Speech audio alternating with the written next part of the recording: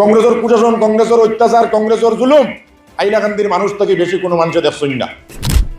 আজকুর দিনও আলগাপুরের বিধায়কের অবস্থা হয়েছে, ফুয়া দিছইন রাজ্যর দল, বিগত নির্বাচনের রাজ্যর দলের হইয়া ক্যানভাস করছইন, এখন দিছইন তান রিপ্রেজেন্টেটিভ দিতরা এজিপি মনোগতরা তাইন এজিপি জয়েন করবা, তান সমষ্টি ভারিয়া তিনটুমে হয়েছে, তাই নোটারে সঠিকভাবে উপস্থাপন করতে পারছেন না।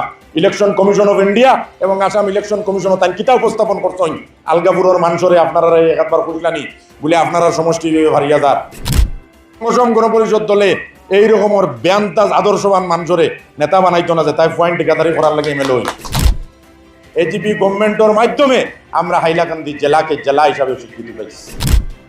প্রয়াত জননেতা ইন্তেকালের পরে আপনারা এখান থেকে বিধায়ক বানাইছেন, এআইডিএফ থেকে আপনারা বিধায়ক বানাইছেন। আপনারা যে অধিকারটা আয় ওগুইদি টাইন টাইন টান টান পয়েন্টর কন্ট্রাক্টরে কিলা করতা, টান টান সামাজিক উন্নতি কিলা করতা, টাইন টাইন সিন্ডিকেট কিলা চালাইতা, ওটা করছেন এবং এটা আপনারা সোশ্যাল মিডিয়াত দেখছেন। মধ্য হাইলাকান্দির বিধায়ক যাইন খেয়ে ওলা তান ছেলেরে কন্ট্রাক্টর বানাইছেন, এই যা খাম আসলো তান ফুয়ার নামে, আর তান সমষ্টি এক সমষ্টি তিন বাই ভারিয়া তিনটুমা হয়েছে। অসম গণপরিষদ দল থেকে 85 থেকে লাগাইয়া 2011 পর্যন্ত প্রয়াত জননেতা মরহুম শহীদুল আলম চৌধুরীরে দিয়া আপনারা নেতৃত্ব দিছেন এবং আপনারা জানুন শহীদুল আলম চৌধুরী একদিন ডাক দি লইয়া আপনারা বারোইছেন আর পুলিশে বাড়িয়েকেও মারি দিছে, কোনো অন্যায় অবিচার আপনার উপরে হয়ে গেছে, ইলা একটা ঘটনা কোনো মানুষে দেখাইতে পারত না। আমরা সরকারের লগর এক অংশীদার, বনাঞ্চল ফরেস্ট যখন উচ্ছেদ হইছে আমরা আলোচনা করছি, কমরুল ভাইয়া দলের সভাপতির লগে আলোচনা করছেন, কার্যকরী সভাপতির লগে আলোচনা করছেন, কার্যকরী সভাপতির লগে আলোচনা করিয়া এটা ফরেস্ট ল্যান্ডে তো ল্যান্ড দেওয়া সম্ভব নাই, এজ এ রেভিনিউ মিনিস্টার হিসাবে মাননীয় কার্যকরী সভাপতি একটা রিটেল লেখিয়া দিছেন ডিসির যে এরারে এটলিস্ট যারা ল্যান্ডলেস আছে, যারা কোনো জমিন নাই, এরারে আমরার সিলিং ল্যান্ড থেকে অন্য কোনো জায়গা থেকে যাতে ল্যান্ডের ব্যবস্থা করে দেবো। আমরা আপনারা সামনে এমন একটা ভূখণ্ড তাইয়া দাঁড়াইছি যে ভূখণ্ডর মানুষ এত সচেতন আসলা এবং যে ভূখণ্ডর মানুষে নির্বাচন হলা মানুষের জনপ্রতিনিধি নির্বাচিত করতে পারলা, যারা 1985 সালও তৎকালীন কংগ্রেসের বন্ডামি এবং কুশাসন এবং অত্যাচারের বিরুদ্ধে অতিষ্ঠ হইয়া প্রয়াত জননেতা মরহুম শহীদুল আলম চৌধুরীরে নির্দল থেকে বিধায়ক বানাইয়া নির্বাচিত করতে পারলা, এমন যোগ্য ব্যক্তিরে নির্বাচন করতে পারলা, যারে অসম গণপরিষদ দলে চয়েস করছে এবং চয়েস করিয়া জানডে অসম গণপরিষদ দলের প্রথম মন্ত্রিসভা 35 যে গভর্নমেন্ট হয়েছিল ও গভর্নমেন্টও মন্ত্রিত্ব বা স্থান দিছে। এবং আপনারা অত্র এলাকার মানুষ যারা এইরকম বিধায়ক নির্বাচিত করার কারণে তাই যখন আসাম মন্ত্রিসভার চান্স পাইছেন, আমরা হাইলাকান্দি একটা সাব ডিভিশন আসলো ও সাব ডিভিশনও পরিণত করছেন এবং তৎকালীন প্রফুল্ল কুমার মহন্ত নেতৃত্বাধীন সরকারও এটা ক্যাবিনেটে উপস্থাপন করছেন, উপস্থাপন করিয়া হাইলাকান্দিরে জেলা হিসাবে স্বীকৃতি দিছেন এবং জেলা হিসাবে স্বীকৃতি পাইছে এবং 1989ও আমরা হাইলাকান্দিরে জেলা হিসাবে আমরা ডিক্লেয়ার পাইছি। এই চিন্তাধারা আলগাপুরের মানুষে 1985 সালও বিধায়ক নির্বাচিত করতে চিন্তা করতে পারলা, যার লাগি আমরা এমন একজন মন্ত্রী পাইছিলাম এবং যার মাধ্যমে এজিপি গভর্নমেন্টের মাধ্যমে আমরা হাইলাকান্দি জেলাকে জেলা হিসাবে স্বীকৃতি পাইছি। আপনারা হো এলাকার মানুষ এবং আপনারা অসম গণপরিষদ দলের লোকে পরিচিত, 1985 থেকে লাগাইয়া আজকের দিন পর্যন্ত অসম গণপরিষদ দলের লোকে পরিচিত। কিন্তু আপনারা অসম গণপরিষদ দলটে 1985 থেকে লাগাইয়া 2011 পর্যন্ত প্রয়াত জননেতা মরহুম শহীদুল আলম চৌধুরীরে আলগাপুরের মানুষে জাতি ধর্ম বর্ণ নির্বিশেষে সব মানুষে আপনারা নির্বাচিত করিয়া দিছেন এবং অসম গণপরিষদ দল থেকে তাই নেতৃত্ব দিছেন এবং তা আপনারাও বুঝছেন যে অসম গণপরিষদ দল থেকে নেতৃত্ব যখন তাই দিছেন আপনারা এই আতঙ্কর মাঝে জীবন কাটানি লাগছে না, আপনারা 100% প্রোটেক্টেড এবং 100% আপনার অধিকার সুনিশ্চিত আসলো। আজকে আমরা বাড়িত রইতে আমরা অসুবিধা হইয়া দাঁড়াইছি, আপনারা জানেন কীরকম আমরা অসুবিধা হইয়া দাঁড়াইছে। দুই একটা কথা আমি আপনার সামনে তুলিয়া ধরিয়া, আপনারা হাইলাকান্দির আমি জেলা সভাপতি হওয়ার বেশি দিন হয়েছে না, বিগত পঞ্চায়েত নির্বাচনের 1 মাস আগে আমি জেলা সভাপতি হয়েছি। আমি যখন দলটারে পাইছি তখন হাইলাকান্দির দলের অবস্থা টোটালি শোচনীয় আসলো। হাইলাকান্দির একজন পঞ্চায়েত প্রতিনিধিও আসতো না। আজকে আলগাপুর ব্লক আঞ্চলিক পঞ্চায়েত ব্লক যেটা এটাও এজিপির দখলে, আপনারা জানেন এজিপি এবং বিজেপি মিত্র জোটের দখলে। আপনারা যে আওয়াজ ইলেকশন কমিশন অফ ইন্ডিয়া এবং আসাম ইলেকশন কমিশন এটা ফ্রি জিনিস। প্রয়াত জননেতা ইন্তেকালের পরে আপনারা এখান থেকে বিধায়ক বানাইছেন, এআইডিএফ থেকে আপনারা বিধায়ক বানাইছেন, কিন্তু আপনারা হও চিন্তাশীল মানুষ যারা এত পরিবর্তন আনিয়া দিছেন, গোটা বরাগড় যারার মাধ্যমে উন্নতি হয়েছে, আপনারা হে এরিয়ার মানুষ, কিন্তু আপনারা অন্তাকি একজন বিধায়ক নির্বাচিত হইয়া গেছেন, তান সমষ্টি 100 গেছে, বড়গোলা বাই গেছে 1 হাটিগোলা বাই 1 আর আলগাপুর খাটলি চড়াতে 1 ও উজাত বিধায়ক তাই নির্বাচন কমিশনের সামনে আপনার যে অধিকার ভাবে সঠিকভাবে আসলো এটা তুলিয়া ধরতে পারেন না। টান শুধু একটাও দায়িত্ব, আপনার যে অধিকারটা আয় ওগুইদি টান ফাইন্তর কন্ট্রাক্টারি কিলা করতা, টান সামাজিক উন্নতি কিলা করতা, টান সিন্ডিকেট কিলা চালাইতা, ওটা করছেন এবং এটা আপনারা সোশ্যাল মিডিয়াত দেখছেন। এটা মাছ যেখান হইয়ার ইখান আসানি তারা ওটা দেখছেন। জব কার্ডর খামগু থেকে শুরু করিয়া আপনারা একদম নিম্ন স্তরের জব কার্ডও পর্যন্ত তারা ইন্টারফেয়ার করছেন, জব কার্ডর কাজ পর্যন্ত আপনারা সঠিকভাবে রূপায়ণ করতে দিচ্ছেন না। শুধু তাই নাই, মধ্য ইলাকান্দির বিধায়ক যাইন হেন শুধু পারিবারিক খেইন ওলা তান ছেলেরে কন্ট্রাক্টর বানাইছেন, এই যা খাম আসলো তান ফুয়ার নামে, আর তান সমষ্টি এক সমষ্টি 3 বাই ভারিয়া 3 টুমা হয়েছে।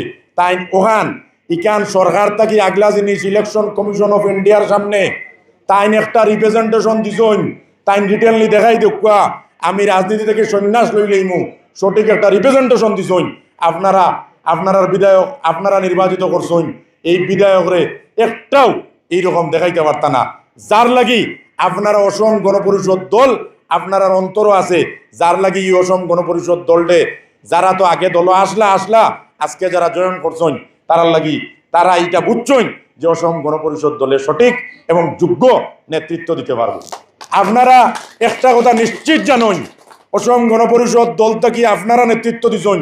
অসম গণপরিষদ দল থেকে 85 থেকে লাগাইয়া 2011 পর্যন্ত প্রয়াত জননেতা মরহুম শহীদুল আলম চৌধুরীরে দিয়ে আপনারা নেতৃত্ব দিচ্ছেন এবং আপনারা জানুন শহীদুল আলম চৌধুরী একদিন ডাক দি লইয়া আপনারা 12 জন আর পুলিশে বাড়িয়েকো মারি দিছে, কোনো অন্যায় অবিচার আপনার উপরে হয়ে গেছে, ইলা একটা ঘটনা কোনো মানুষে দেখাইতে পারতা না। আগে প্রয়াত জননেতায় জান দিলা এর বাদে আপনারা উপরে আচাইল।